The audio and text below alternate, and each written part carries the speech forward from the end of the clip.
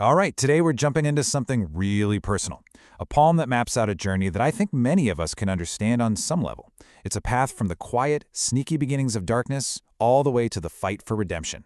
So let's get into it and trace this journey together. So the author, Alan Spedding, kicks things off with this line. And it just perfectly sets the stage, doesn't it? This isn't some big, dramatic fall from grace. No, it's a quiet deception. And that idea that the very thing that traps us often shows up disguised as freedom, that's the core conflict we're going to see play out. So how does that subtle drift even begin? Well, the author basically gives us a map. You could think of this less as just a poem and more like a captain's log from a really difficult journey. It shows how a tiny, unnoticed current can pull you way off course and just how heavy those consequences can get. So you can think of this poem as doing two jobs at once. On one hand, it's kind of like a diagnosis, right? It's showing us exactly how this thing twists your thinking and just robs you of your peace. But on the other hand, and this is the important part, it's also a roadmap to get back. It's a story about finding that glimmer of hope when you feel like everything is lost. The first part of this journey, well, it's a descent. The poem doesn't pull any punches. It throws us right into the middle of this downward spiral, starting with a mind that is in absolute chaos. And man, what's so powerful here is how simple the words are, but how deep the confusion feels. It's like everything's been flipped upside down. The most basic truths in the world just don't make sense anymore. It's a place where you can no longer tell the difference between right and wrong or light and dark. Yeah, and this slide really gets at that feeling, doesn't it? When your own internal compass is shattered, reality itself starts to feel distorted. The poem just captures that disorientation perfectly, a mind that literally can't tell day from night. And then, boom, we get hit with this powerful two-word refrain. It's like a punch to the gut. It's the poet just admitting it, a blunt, stark declaration that at least in this round, the fight has been lost. And from there, the consequences just ripple outward. You see that internal confusion doesn't just stay inside, it leads to real-world loss. Loss of purpose, of relationships, even the basic ability to function. The whole world just shrinks down until there's nothing left but pain. And there it is again. That refrain hits even harder this time. Sin wins. With every repetition, that feeling of hopelessness just gets deeper. It's not just a one-time defeat anymore. It's starting to feel like an inescapable reality.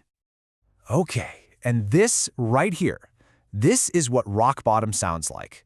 The fight is just gone. A life that started out happy has been totally hollowed out, and all that's left is this numb apathy. It's that devastating point where you just stop trying. And for the third and final time, we hear those words. This is the absolute lowest point of the whole journey. It feels like the victory is total, that it's all over. But you know, it's often from a place exactly like this, a place of total loss, that change finally becomes possible. And right when you think all hope is gone, everything shifts. The poem makes this incredible pivot here, moving away from all that language of despair and toward this active, almost desperate search for a way out. So, this is the big question, right? The one the whole poem has been building towards. After a fall that bleak, is there really any hope of getting out? The poem lets that question hang in the air for a moment before it gives us an answer. And here it is. This is the moment. You can feel the change in the language, can't you? It goes from passive words like lost and empty to these urgent, active verbs, must begin, must escape, must repent.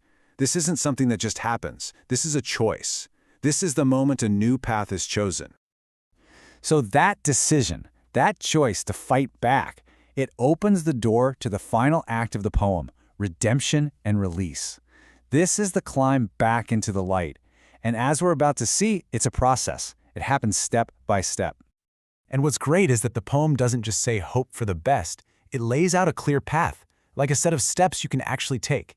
It all starts with their humility to ask for forgiveness, which then allows for just a tiny seed of faith to get planted. And from there, a connection is reestablished, which leads to a whole new way of living, and that ultimately leads to freedom. And this is where that path leads. This is the payoff. That torment and chaos from the beginning is replaced by peace. And that sweet release, it's not just about being free from the pain. It's about being free to live in a completely new way. So after all of that, what's the final score? What's the final verdict on this whole struggle? The poem wraps everything up with a really powerful conclusion. And check this out. This just sums up the entire journey so perfectly. We started with that heavy, repeating refrain, sin wins. But after the struggle, after the choice to change, and after the recovery, that statement is finally, powerfully overturned. The journey was real, it was painful, but in the end, a different victory was won. And this is just a little detail, but I think it's a good reminder that this isn't some abstract idea.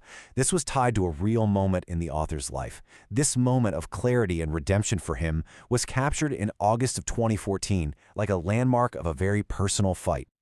All of this reminds me of a powerful thought from the poet T.S. Eliot. Just like the journey in this poem, maybe redemption isn't about becoming some totally new person. Maybe it's about fighting your way back to where you started, back to that place of peace, but seeing it and truly understanding it for the very first time. And if that's true, then redemption isn't just an escape from the darkness, it's a rediscovery of the light that was meant to be yours all along.